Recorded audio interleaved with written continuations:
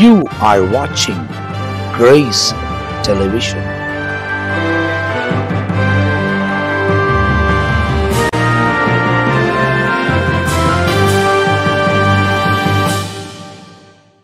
பிரியமானவர்களே, ஆண்டுடைய நாமத்தில் வாழ்த்துக்கள்.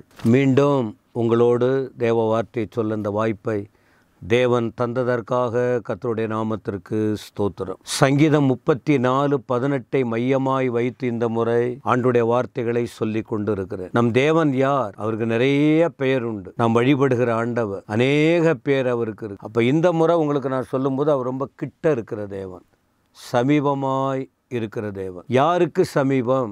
யாருக்கிட்ட கிட்ட இருப்பார் அப்படின்னா, உள்ளம் உடைக்கப்பட்டு மனம் கலங்கி கண்ணீரோடு இருக்கிறவர்கள் கூட இருப்பார். ஒரு பிள்ளை வைத்து கொள்ளுங்க, பிள்ளைங்க ஆடிக்கிட்டு இருப்பாங்க. ஒரு வீட்டில் 2 பிள்ளையோ 3 பிள்ளையோ விளையாண்டுக்கிட்டு இருக்கிற பிள்ளைகள் அங்கங்கே ஆடிக்கிட்டு அப்படியே இருப்பாங்க ஜாலியாக. ஆனால் ஏதோ ஒரு சூழ்நிலையில் அந்த பிள்ளைய அடிச்சிட்டாங்க யாரோ. அது நேராக அம்மாக்கிட்ட அப்பாக்கிட்ட மற்றவங்ககிட்ட பெரியவங்ககிட்ட வந்து ஒதுங்கி அதில் தூரத்தில் நின்று அழுதுகிட்டே இருக்கும். என்ன பண்ணுவாங்க? அந்த அழுகுரல் கேட்ட உடனே கிட்ட போயிட்டு கூப்பிட்டு கிட்ட போய் அதை தடவி கொடுத்து என்னான்னு கேட்டு பேசக்கூடியதாக இருந்தால் பேசும். அப்போ அந்த மனம் உடைஞ்சி போயிருக்கு. நம்முடைய கவனம் நேராக அதுக்கிட்ட போகுது. சந்தோஷமாக ஆடிக்கிட்டு இருக்கிறவங்க கிட்ட இல்லை, வேதனையோடு இருக்கிறவங்கக்கிட்ட. அதே போல தான் இந்த ஆண்டவர். யாரெல்லாம் தேவ பிள்ளையோ, தேவ பிள்ளைகள் யார்? அவரை தெய்வமாக ஏற்றுக்கொண்டவங்க. அப்போ மற்றவங்க யார்? அவங்களும் அவரால் படைக்கப்பட்டவங்க. ஆனால் உரிமையாக சொல்ல முடியல, அவரை உள்ளத்தில் ஏற்றுக்கொள்ளலை. ஆனாலும் அனைவருக்கும் அவர் சமீபமாக இருக்கிறார். ஆனால் இருதயம் நொறுங்கணும். நீங்கள் ஆண்களாக இருங்க, பெண்களாக இருங்க, நீங்கள் உயர்ந்தவரோ தாழ்ந்தவரோ, நீங்கள் எந்த குலம் கோத்திரமோ, நீங்கள் யாராக இருந்தாலும் நொறுங்கின இருதயம் உள்ளவர்களுக்கு அவர் சமீபமாய் இருக்கிறார். இந்த வார்த்தைகளை உணர்ந்து, இந்த வார்த்தையை விசுவாசித்து ஒருவர் கை கொள்ளும்போது வாழ்க்கையில் மாறுதலை பெற்றுக்கொள்ள முடியும். இப்போ இன்றைக்கி ஒரு குடும்பத்தை பற்றி நான் சொல்ல விரும்புகிறேன். மரியாளின் குடும்பம். இருதயம் நொறுங்கி போன மார்த்தாள், மரியாள் என்பவர்களின் குடும்பம். அப்பா உண்டு, தம்பி உண்டு, 2 சகோதரிகள் உண்டு. பெத்தானியாங்கிற இடத்துல இருந்தவங்க தான் அவங்க. ஒரு நல்ல அருமையான குடும்பம், நல்ல பழகினவர்கள். ஆனால் இந்த குடும்பம் யாரோட ரொம்ப நெருக்கமாக இருந்தவங்கன்னு சொன்னால் ஆண்டவர் இயேசுவோடு. ஆண்டவர் யார் தெரியுமா?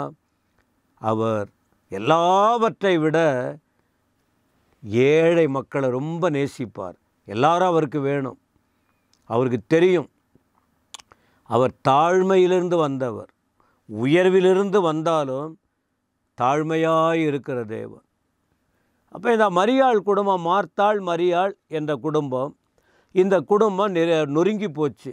காரணம், அந்த வீட்டில் ஒரே ஒரு வாலிப பையன் இருந்தான். அவன் பேர் லாசர். சரி, அவன் நட்பு யாரோட இருந்தது? யார் மேலே அதிகமாக அன்பாக இருந்தான்? ஆண்டவர் இயேசு கிறிஸ்து அவன் மேலே அன்பாக இருந்தார். அவனும் ஆண்டவரிடத்தில் அன்பாக இருந்தான். இதை யோவான் 11ஆம் அதிகாரத்தில் நீங்கள் படிக்க முடியும்.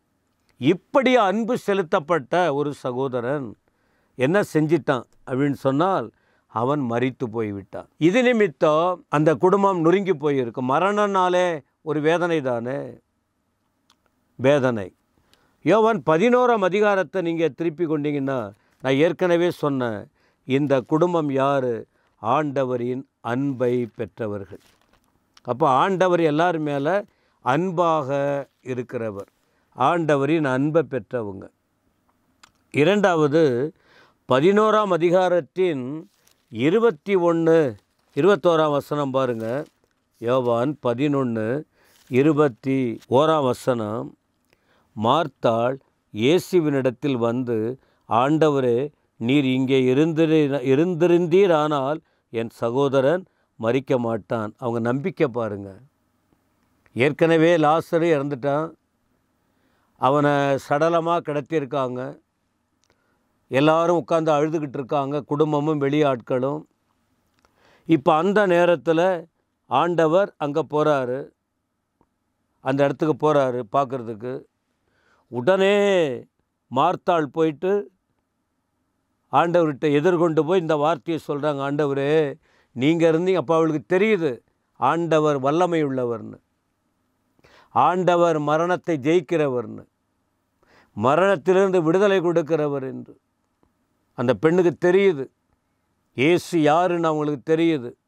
அதனால் இந்த வார்த்தையை சொன்னாங்க, நீங்கள் இருந்திருந்தா அவன் மரிச்சிருக்க மாட்டானே ஆண்டவரே அப்படின்னு சொல்லி என்ன சொல்கிறாங்க, இப்போதும் ஒன்று செய்யுங்க, பரலோகத்தை நோக்கி நீங்கள் கூப்பிடுங்க. அவர் தான் தேவன், அவர் மனிதனாக வந்தார். மேலே பரலோக பிதான்னு சொல்லப்படுகிற தெய்வத்தை கூப்பிடுங்கன்னு சொல்கிறாங்க. இவங்கள தெய்வம்னு சொன்னாலும் இவங்க ஒரு மனுஷனாக தான் பார்க்குறாங்க. தேவன்கிட்ட நீங்கள் கேளுங்க அப்படின்னு சொல்கிறாங்க. அப்போ ஆண்டவர் ஒரு வார்த்தை சொல்கிறார், மார்த்தாளே நீ கவலைப்படாத, உன் சகோதரன் உயிரோடு எழும்புவான், உன் சகோதரன் உயிரோடு எழும்புவான். அப்போ உடனே அந்த பெண்ணு சொல்லுகிறாள், அவளுக்கு என்ன அப்படின்னா, அடுத்த ஆண்டவர் சொல்கிறாரு உயிர் தெழுந்திருப்பான்னு சொன்ன உடனே அந்த பெண் சொல்கிறா, உண்மைதான் ஆண்டவரே, அவன் உயிரோடு எழுந்திருப்பான் தெரியும், ஆனால் இப்போ அப்படி மறிச்சிட்டானே. 25ஆம் வசனத்தில் ஆண்டவர் ஒரு வார்த்தை சொல்லுகிறார், என்ன தெரியுமா? இயேசு அவளை நோக்கி, நானே உயிர்த்தெழுதலோ ஜீவனுமாய் இருக்கிறேன், என்னை விசுவாசிக்கிறவன் மரித்தாலும் பிழைப்பான். தேவனின் அன்பை பெற்ற குடும்பம் வேதனையை வெளிப்படுத்துகிறாங்க. மார்த்தாளும் மரியாளும் வேதனையை வெளிப்படுத்துகிறாங்க. 21ஆம் வசனத்தில் மார்த்தாள் தன்னுடைய வேதனையை வெளிப்படுத்துகிறாள். 35ஆம் வசனத்தில் 32ஆம் வசனத்தில் மரியாள் தன்னுடைய வேதனையை வெளிப்படுத்துகிறாள். அவள் பாதத்தில் விழுந்து அவர் பாதத்தில், ஆண்டவரே நீங்கள் இருந்தீங்கன்னா என் சகோதரன் மரிக்க மாட்டான். 2 பேருமே தங்கள் வேதனையை வெளிப்படுத்துகிறாங்க. ஆனால் இயேசு என்ன பண்ணார் தெரியுமா? கண்ணீர் விடுறார். எனக்கு அன்பானவர்களே, ஒரு அன்பாய் நேசிக்கிற குடும்பம் கண்ணீர் விடுது. ஆனால் ஆண்டவர் அதை பார்த்து, அந்த சூழ்நிலையை பார்த்து இயேசு கண்ணீர் விட்டார், ஆவியில் கலங்கினார். கண்ணீர் விட்டார், ஆவியில் கலங்கினார். இதை நீங்கள் புரிஞ்சுக்கிறீங்களா? ஆண்டவர் எங்களை பார்க்கவே இல்லை, மனுஷங்க எங்களை எப்படியோ புரிஞ்சிருக்காங்க, எங்கள் நிலைமையை பாருங்கன்னு இந்த போல் வார்த்தை உங்கள் வாழ்க்கையை கட்டி எழுப்பும். இந்த வார்த்தை, ஆண்டவர் எல்லாரையும் நேசிக்கிறார். தேவ பிள்ளைகள் நீங்கள் அழுதிங்கன்னா அவர் அழுவார். ஏன்னா அவர் மனதுருக்கம் உள்ள தேவன், அன்புள்ள தேவன்.